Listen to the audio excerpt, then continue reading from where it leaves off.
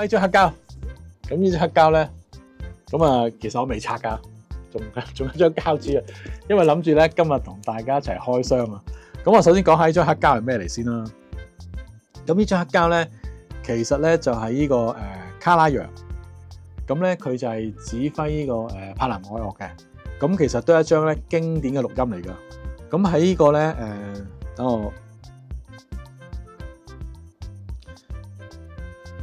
我睇唔翻係邊一個年份添。咁啊，首先點解我唔搣呢個包裝住啦？想同大家一齊搣啦。最主要原因咧，我就想大家睇到呢個 label 啊。咁如果有睇開我啲影片，都應該認到呢個 label，知道係咩㗎。咁呢個咧就 The Original Source 啊。咁係一個 DGG 自己品牌一個專係將以前嗰啲佢哋黑膠咧重新去復刻㗎。咁同埋呢種復刻咧，佢係完全係純 Analog AAA 去製作㗎。咁同埋真係咧揾翻當年嗰個母帶，甚至係嗰個未 mix 成嗰個母帶係分軌嘅，去重新去再做啊。咁啊，所以相對嚟講咧係比較原汁原味啊。咁同埋真係坦白，我依個 label 咧，其實我不斷喺度追緊㗎。因為我覺得咧出親咧都買咗咁多次咧，即係咁多次，我覺得咧係冇令我失望嘅，所以我覺得呢一個 label 咧真係大家值得留意嘅。如果大家都仲未認識呢個 label， 咁同埋咧，我發覺咧佢哋出親嗰啲效果咧，真係我試過，我又唔敢話隻我有俾過原版啦，但係如果我有原版即係舊版，我有俾過咧，呢個真係我覺得係真係可以靚過個原版㗎。咁呢一個系列，所以我覺得咧，如果大家有聽過，應該都覺得我冇吹水嘅。即係我發覺咧播咁多次咧，真係都冇令我失望啊。咁啊，講翻呢張碟啦。咁呢張碟咧，其實係卡拉揚咧演奏呢個華格納。咁啊喺呢個萊茵的黃金啊。咁喺呢個指環嘅叫做序幕，叫萊茵的黃金。咁亦都係相當之出名嘅。咁我今日咧就同大家一齊拆開睇下裏邊有啲咩嘢，好嘛？咁啊而家一齊開，同大家一齊開箱啊！咁啊當然啦，我都唔會搣爛呢個 label 嘅，咁要留呢個 label 要留翻嘅。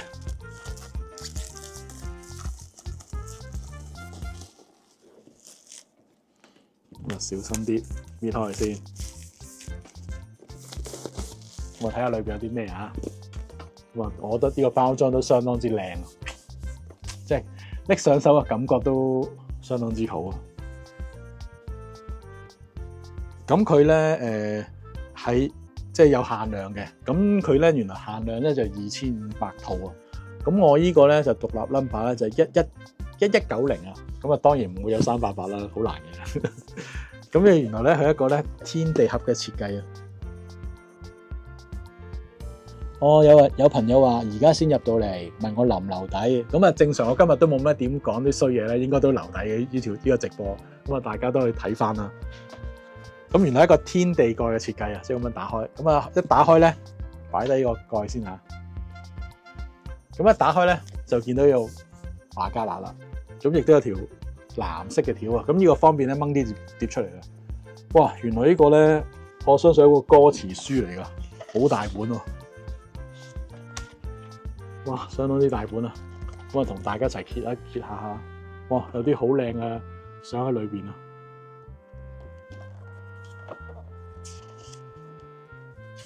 因為咧，其中呢個係個歌劇啊，咁佢裏邊咧都有啲歌詞啊。咁啊，呢個係卡拉揚嘅側面啦，同埋印刷都我覺得好精美咯。咁亦都有當時唱嗰啲歌手啦。咁呢啲都係唔使我講啦，都係巨星嚟噶啦，即係拍得住啊，拍得阿卡拉揚都唔會弱噶啦。咁啊後邊有啲歌詞啦，咁一本好大本啊，哇！呢個真係好正啊。咁啊有埋嗰啲劇照啊。咁我唔知一個咧，我都要查下資料，因為真係同大家一齊開，唔知佢呢個咧個錄音咧係咪要做埋戲咧，定係純粹唱我就唔知。咁我就呢個就未清楚，咁我之後咧，我再同大家分享下咧，睇下佢呢個咧係錄嗰陣時咧係要做埋嗰個歌劇啊，定係純粹做錄音嘅啫。咁啊擺低本書，咁啊裏邊咧亦都有咧嗰個原裝母帶嗰個影印嗰個資料啊。咁同埋咧睇到咧，原來咧係3隻黑膠嘅設計啊，1、2、3，三張黑膠。咁亦都有份證書，就講呢個 The Original Source 啦。咁背後亦都有嗰個母帶嗰個外殼啦，咁同埋當時錄音嗰張相啦。咁我覺得呢啲相咧都係相當之珍貴嘅。好啦，咁啊睇下啲黑膠先。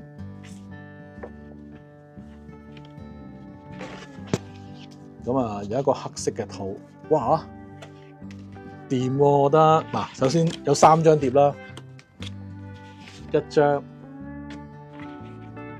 2張、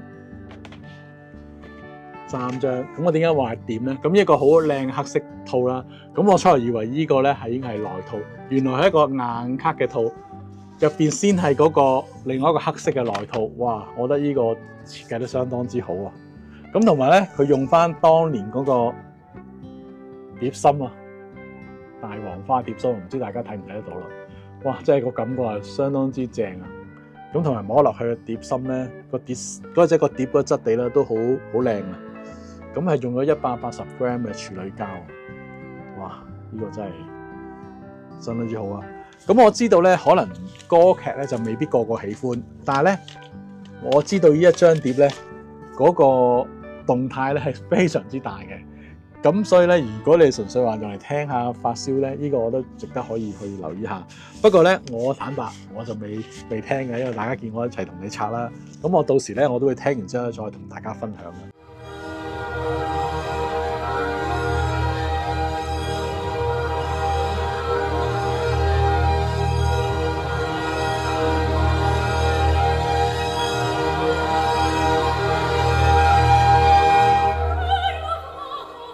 除咗呢一個啱啱推出之前咧，其實早一批有4款嘅。咁呢個其中一款就係小澤征爾啦。咁就係呢一張咧，我覺得最特別點解要同大家分享咧？因為呢張碟咧，佢係孖碟嚟嘅。但係如果原本舊版咧，其實咧係一隻碟嘅咋。咁將3個曲咧就擺晒落一隻碟度啊。咁啊，我相信大家都知道啦。如果嗰個碟比較上密一啲咧，咁自然個聲音就冇咁好。咁啊，黑碟嗰陣時咧，亦都要做得大啲壓縮。咁呢張咧，佢基本上咧將一張黑膠咧，而家變成咧3面黑膠，即係話本來係2面黑膠，而家變成3面黑膠，變咗4，即係變咗2張碟係有3面嘅。咁啊，非常之獨特。咁點解要咁做咧？其實好簡單，就係為咗靚聲，因為將嗰啲碟紋咧可以編得疏一啲啊。咁所以咧，所以入邊咧有2張黑膠啦。咁一張咧就係正常兩邊都有紋嘅啦，咁呢張係正常黑膠啦。咁另外一張咧就係第3面嘅，咁見到啦，呢邊咧就有紋嘅，咁另外一邊咧就係冇紋嘅。原因就係咧，佢將之前嗰個兩邊即係兩邊嘅就變成3面，咁啊一刻埋落去呢一邊，咁變咗咧嗰個聲音出嚟效果咧會更加好啊！咁所以我話咧，唔單止話喺製作上高，呢個 The Original Source 做咗好多功夫，咁佢連咧呢個印碟呢一方面咧，即係喺呢啲硬件上高咧都做咗好多功夫啊！所以佢哋靚聲咧，其實真係有原因嘅，因為咧變咗，其實你諗下，呢一張最後嘅個碟紋而家都印到咁闊啦。咁如果再將呢個扼埋落去頭先嗰張碟，咪更加逼得太好埋咯。咁變咗咧，個效果個動態一定冇咁好啊。所以而家新呢啲咧個動態咧，真係會比原版會高好多噶。所以呢個點解我成日都話佢靚咧，係真係有原因嘅，唔係吹水啊。即係我聽咗咁多款咧，我都真係冇令我失望。最多只係話啲曲目未必啱大家聽，但係我覺得喺聲音嘅效果上邊咧，係真係冇，我覺得冇失望過咯。咁同埋咧，佢真係咧。即係咁大間公司都冇人呃我哋啦，佢真係拎翻原本嗰啲母帶去再重新製作啊！咁同埋真係有心去製作咯。咁同埋我覺得咧，呢啲如果因為嗰啲母帶始終都係要自己財產啊，咁一定可以拎到最好嗰個版本先出嚟做啊！佢哋有心做咧，一定唔會差咯。咁我而家咁聽落去咧，我發覺係都做得好。咁同埋咧，其實呢個系列咧喺全世界咧，其實都好受歡迎啊！即係有時好簡單啫。只要揾得到錢嘅，咁即係大家除咗話即係做藝術之外，都要為食飯噶嘛。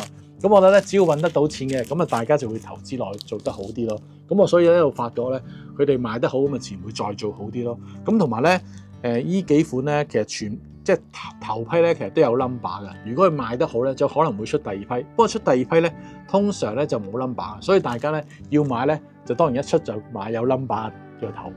咁因為咧，如果將來再印呢第二版咧，就未必會有呢個 number 喺度嘅。咁啊，大家就可以分到邊個即係頭版同第二版啦。咁我覺得呢個咧真係值得同大家分享嘅。咁啊，真係我聽過咁耐咧，我都覺得冇失望。